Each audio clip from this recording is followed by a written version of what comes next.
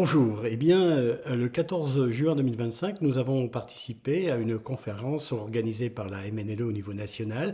Elle se situait dans le nord de la France, à Lambres-les-Douais. Et entre autres, j'étais un des intervenants qui a évoqué l'impact du dérèglement climatique, en tout cas sur notre environnement. On va voir tout cela en détail et je vais revenir justement sur les événements marquants des Hauts-de-France. Alors, aujourd'hui, je je traite un peu cette région où il y avait cette conférence, mais plus tard, nous reviendrons sur l'ensemble du territoire et l'impact justement de ces dérèglements climatiques sur tous les événements majeurs, les feux de forêt, l'impact sur notre environnement bien évidemment au quotidien. Mais passons maintenant aux détails sur cette région des Hauts-de-France. Et donc, les mois les plus chauds, les plus pluvieux au sein de la région ont été observés, mesurés depuis ces 20 dernières années. Progressivement, il y a une hausse sensible des moyennes de température sur l'ensemble de ces départements concernant les Hauts-de-France. On n'avait jamais mesuré autant de pluie dans des espaces-temps aussi courts, jamais aussi de phénomènes extrêmes aussi importants.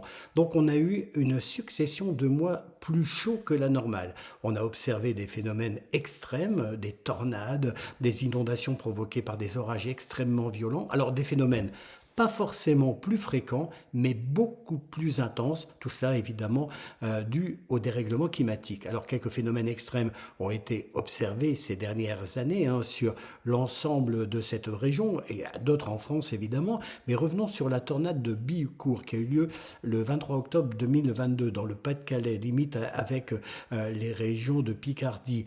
Cette tornade, presque aussi violente qu'une tornade aux États-Unis, a détruit le centre de ce village et n'a pas fait de victimes heureusement, mais a fait beaucoup de dégâts. Et puis un retour aussi sur les inondations qui ont marqué cette région des Hauts-de-France, en particulier le Pas-de-Calais, avec des inondations remarquables. Alors certes, il y en a eu tout au long de l'année 2024, mais aussi en octobre 2023.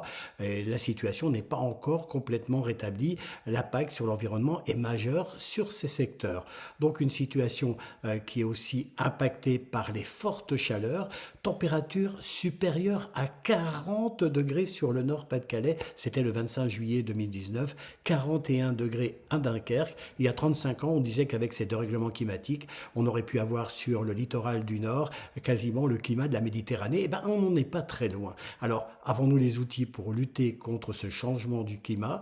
Oui, mais il faut les mettre en place pas seulement au niveau national, mais à l'international. Est-il trop tard pour changer le climat? Non. Et les actions de la MNLE participent justement à interpeller les gens sur ce phénomène.